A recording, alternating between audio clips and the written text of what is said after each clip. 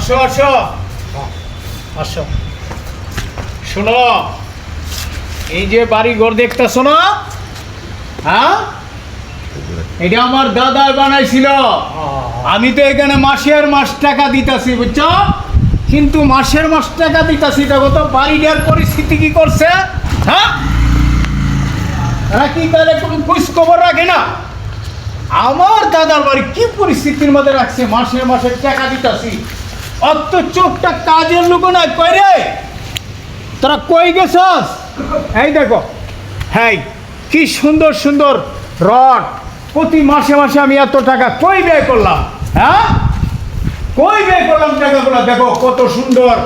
এইভাবেই তো আমার দাদা বানাইছিল। আমি এখানে সময়ের কারণে, হ্যাঁ, সময়ের কারণে আমি এখানে আসতে পারি না। আসসালামু আলাইকুম। ওয়ালাইকুম সালাম। তুমি কেডা? হ্যাঁ, আপনি কেডা ভাই? আমি এবারই মালিক। আপনি এবারে মালিক? হ্যাঁ হ্যাঁ, আমি এবারই মালিক। তুমি কেডা?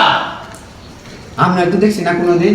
আমারে দেখছো না? মানে আমারে দেখছো না তুমি? না না, আমরা তো দেখছি না। কি কর, তোমারও তো আমি চিনি না। তুমি কেডা?